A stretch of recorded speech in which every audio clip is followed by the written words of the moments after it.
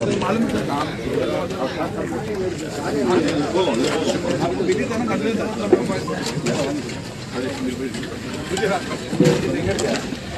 எனக்கு கொஞ்சம் நிறையா வைங்க சார். ஓகே சார், உங்கள் கையால் வைங்க சார்.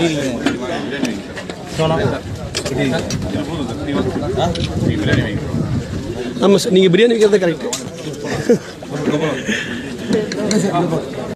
அமரன் படத்தோட மிகப்பெரிய சக்சஸ்னால SK23 படத்தோட ஷூட்டிங் ஸ்பாட்ல SK அண்ணா எல்லாருக்கும் பிரியாணி போட்டு கொண்டாடி இருக்காரு. அப்படி என்ன அந்த படம் சக்சஸ் ஆயிடுச்சு அப்படின்னு கேட்டுறாதீங்க. ஏன்னா அந்த படம் வெறும் 19 டேஸ்ல 300 கோடிக்கு மேல கலெக்ட் பண்ணிருக்கு.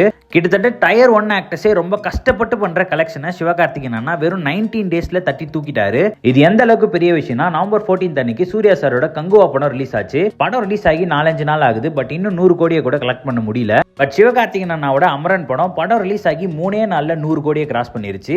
10 நாள்ல 200 கோடியை கிராஸ் பண்ணிருச்சு. அண்ட் இப்போ வெறும் 19 நாட்கள்ல 300 கோடியை கிராஸ் பண்ணிருச்சு. சோ சிவகார்த்திகேயன் அண்ணாவோட பல வருஷம் சீனியர் ஆக்டர் சூர்யா சார் அவரே இன்னும் 300 crore மூவியை கொடுக்கல. பட் தமிழ் சினிமாவோட யங்கஸ்ட் ஆக்டரான சிவகார்த்திகேயன் அண்ணா படம் ரிலீஸ் ஆகி வெறும் கொஞ்ச நாள்ல இவ்வளவு பெரிய கலெக்ஷனை கொடுத்தது மிகப்பெரிய அச்சீவ்மெண்ட் தான். சோ இப்போ அமரன் படத்தோட world wide box office collection 19 டேஸ்ல ரீஜன் வைஸா எவ்வளவு பண்ணிருக்கு அப்படிங்கறத பார்க்கலாம்.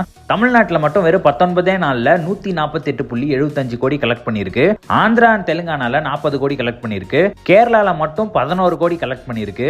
கர்நாடகால 20.25 crore. ரெஸ்ட் ஆஃப் இந்தியா முழுக்க வெறும் 4 கோடி தான் கலெக்ட் பண்ணிருக்கு. அண்ட் ஓவர்சீஸ்ல அதாவது ஃபாரின் கண்ட்ரீஸ்ல மட்டும் 76.35 crore கலெக்ட் பண்ணிருக்கு. சோ ஓவராலா வெறும் 19 டேஸ்ல world wide box office collection பாத்தீங்கன்னா 300 crore கிராஸ் பண்ணிடுச்சு. இதுல நல்லா கவனிச்சீங்கன்னா ரெஸ்ட் ஆஃப் இந்தியா அதாவது நம்ம சவுத் இந்தியாவை தவிர்த்து நார்த் இந்தியால வெறும் 4 கோடி தான் கலெக்ட் பண்ணிருக்கு.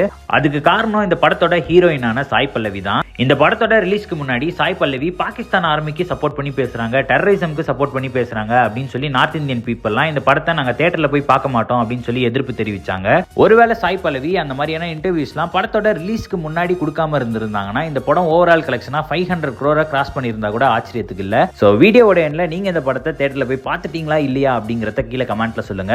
பார்க்கலனா இந்த பியூட்டிஃபுல்லான மூவியை தியேட்டர்ல போய் எக்ஸ்பீரியன்ஸ் பண்ணுங்க. OTTல ரிலீஸ் ஆகலாம், இன்னும் லேட் ஆகும். பிகாஸ் தியேட்டர் ஓனர்ஸ்லாம் இந்த படத்தை கேஸ போட்டு இன்னும் 1 மாசம் கழிச்சு தான் OTTல ரிலீஸ் பண்ணணும் அப்படின்னு தள்ளி வச்சுட்டாங்க.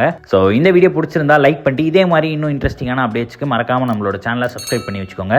தேங்க்யூ.